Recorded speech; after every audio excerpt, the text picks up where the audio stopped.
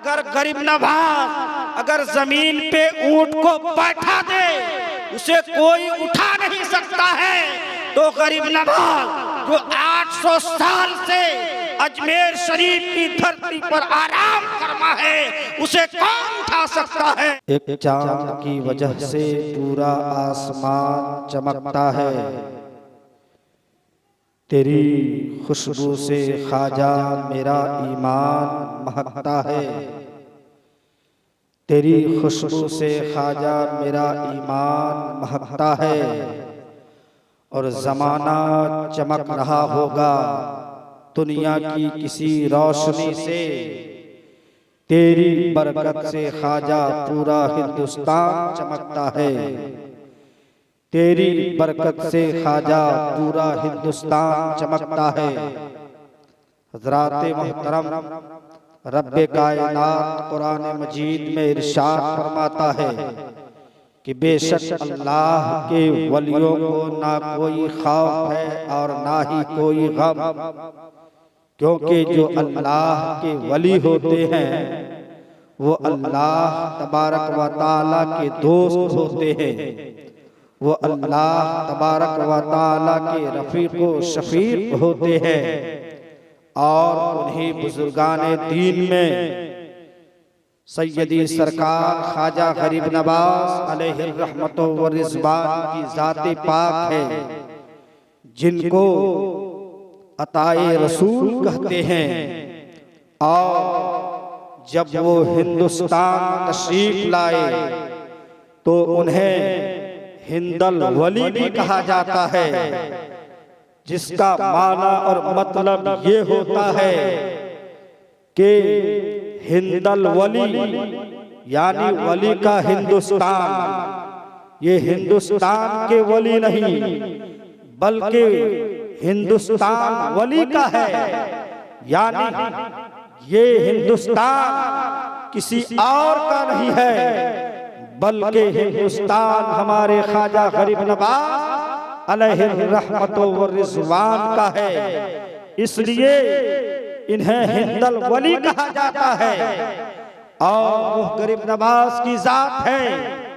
जब हिंदुस्तान तशरीफ लाए, आप लोगों ने बारहा सुना होगा कि उस जगह पे डेरा लगाया जहां पे राजा का ऊंट बैठा करता था।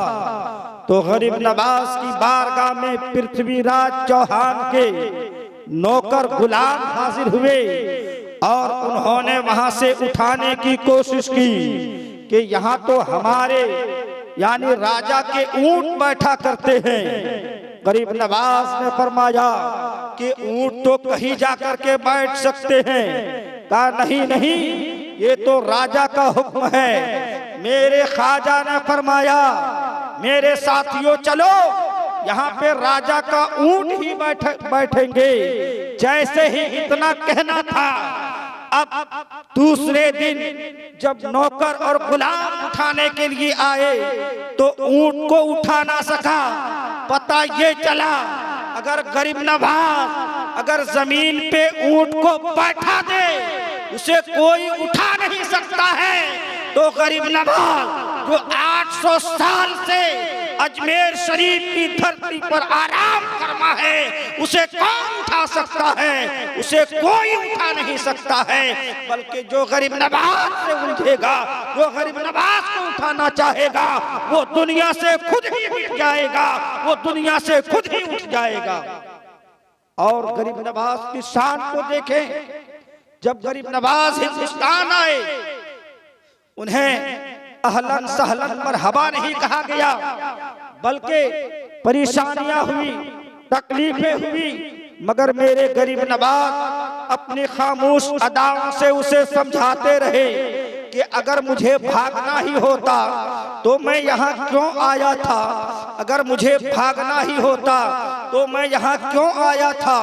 इसलिए कि अब तुम्हें मुस्तकबिल ही बताएगा, अब तुम्हें आने वाला वक्त ही बताएगा कि बोरिया बिस्तरा किसका गोल होता है, मेरा या तुम्हारा होता है। लेकिन जालिमों ने तब भी नहीं माना और गरीब नवाज और उनके साथियों पे पानी बंद कर दिया। तब गरीब नवाज जलाल में आ गए और उन्होंने एक प्याले में अनाज सागर को बुला लिया। इससे पता ये चलता है कि जो गरीब नवाज सागर को एक प्याले में बुला सकता है, तो जो शख्स गरीब नवाज उनके गरीब नवाज के आस्थाने को उनकी बारगाह में अगर कोई बुलडोजर लेके जाना चाहता है तो अब उनके लिए खैर नहीं है, उनके लिए खैर नहीं है। इसलिए कि जो गरीब नवाज से टकराएगा वो मिस्मार हो जाएगा, जो गरीब नवाज की जात से टकराएगा वो मिस्मार हो जाएगा, वो तो खुद मिट जाएगा, उसकी नस्लें भी तबाह हो जाएगी, उसकी नस्लें भी बर्बाद हो जाएगी। इसलिए कि हमारा ये ईमान है, हमारा ये अकीदा कह रहा है, अब तक तुमने जितना जुल्म ढाना था तुमने तो जुल्म ढा लिए हो, कहीं मज़ारात के नाम पर, कहीं मस्जिदों के नाम पर, कहीं किसी और चीज के नाम पर तुमने जुल्म ढाया। लेकिन मुसलमानों घबराओ मत, परेशान मत हो, इसलिए कि ये तो 10 साल की हुकूमत है। इनके बाप दादाओं ने 200 साल 300 साल 400 साल तक हुकूमत की, लेकिन उन्होंने कुछ बिगाड़ ना सका। ये 10 साल की हुकूमत हमारी कुछ बिगाड़ नहीं सकती है, इसलिए कि जालिम को एक ना एक दिन मिटना ही होगा और अल्लाह की पकड़ से वो बच नहीं सकता है। अगर वो जालिम है वो बच नहीं सकता है। और गरीब नवाज की जात तो वो जात है, अगर वो जलाल में आ जाए तो तुम्हारी नस्लों को तबाह कर देंगे, तुम्हारी नस्लों को बर्बाद कर देंगे। तुम्हें क्या पता नहीं है कि तुम मस्जिदों के नीचे अपनी निशानी ढूंढ रहे हो, मस्जिदों के नीचे तुम शिवलिंग ढूंढ रहे हो। मैं तो तुम्हें ये कहना चाहूंगा कि तुम ये कह रहे हो यहाँ पे हमारा मंदिर था, लेकिन तुम्हें पता होना चाहिए जहाँ पर मज़ारात है, जहाँ पे मस्जिदें हैं, वहाँ पे तवारीख ये नहीं बता सकती है कि वहाँ पर कोई मंदिर रहा होगा। इसलिए कि जहाँ पे मस्जिद और मज़ारात होते हैं वहाँ कोई मंदिर नहीं होता है। तुम ढूंढने गए हो, ठीक जगह पर पहुंच गए हो। अब तक तो तुम टकरा रहे थे मस्जिदों के नाम पर, अब तक तो तुम टकरा रहे थे इधर से उधर, लेकिन अब तुम्हें पल्ला पड़ा है गरीब नवाज जात से, इन्हें अताए रसूल कहा जाता है, जो औलादे अली है, जो औलादे नबी है। अब तक तुम टकरा रहे थे, आम लोगों से टकरा रहे थे, लेकिन अब तुम टकरा रहे हो तो अली के पेटों से टकरा रहे हो। अब हमें तो देखना ये है, अब हमें तो इंतजार हम इस चीज का कर रहे हैं कि अगर मेरे ख्वाजा को जलाल आ गया तो कसम खुदा की तुम कहीं का नहीं रहोगे। और अगर हम इंतजार कर रहे हैं और यकीनन हम यही फरियाद करते हैं, हम अल्लाह की बारगाह में यही दुआ करते हैं, गरीब नवाज के बारगाह की तरफ, अजमेर शरीफ की तरफ लो लगा करके दुआ करते हैं, ऐ गरीब नवाज हम वही करामत दोबारा देखना चाहते हैं। हमने तो करामतें सुनी थी मगर हमने वो करामत नहीं देखी है। या गरीब नवाज वो करामत दोबारा दिखा दी जाए, या गरीब नवाज हमें वो करामत फिर से दिखा दी जाए। आपको पता होगा जब हजरत कुतुबुद्दीन बख्तियार काकी पर इल्जाम लगाया, दिल्ली के लोगों ने गरीब नवाज की बारगाह में इल्तिजा की, अजमेर शरीफ की तरफ अपना रुख किया और बारगाह में इल्तिजा की, या मेरे पीरो मुर्शिद, या गरीब नवाज, दिल्ली के लोगों ने हमें बदनाम कर दिया है, दिल्ली के लोगों ने हम पर इल्जाम लगा दिया है। जज ने कहा अगर कोई गवाह है तो पेश कर दो। हजरत ख्वाजा कुतुबुद्दीन बख्तियार काकी ने कहा हाँ हाँ मेरे पास एक गवाह है मगर कुछ वक्त लगेगा। कहा ठीक है। सारे लोग अदालत में पहुंच गए, लेकिन उस वक्त गरीब नवाज नहीं पहुंचे थे। जज ने कहा था कि अब पेश करो तुम्हारा गवाह कौन है।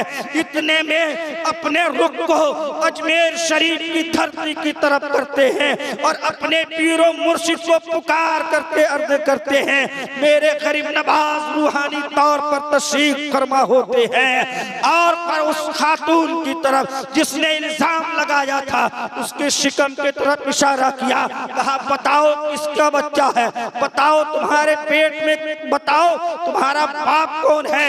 गरीब नवाज ने उंगली का इशारा किया था, माँ के पेट में बच्चा था, बोल पड़ा था कि मेरी माँ झूठी है। कुतुबुद्दीन बख्तियार काकी पे इल्जाम लगाया जा रहा है।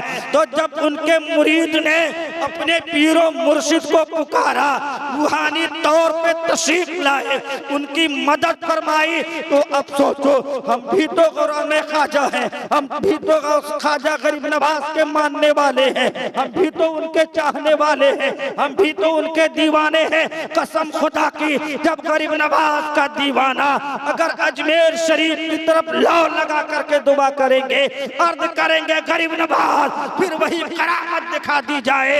और अगर मेरे गरीब नवाज को जलाल आ गया तो जिन लोगों ने ये चाहा है कि वहाँ पे हम शिवलिंग ढूंढने जा रहे हैं, जो लोग ये चाह रहे हैं कि वहाँ पे हमारी निशानियां हैं, वहाँ पे मूर्तियां हैं, वहाँ पे पूजा करते थे, अगर ये सोच करके अगर बुलडोजर वहाँ पर पहुंचा तो कसम खुदा की भेजने वाला भी तबाह हो जाएगा और उसकी नस्लें भी दुनिया से खत्म हो जाएगी।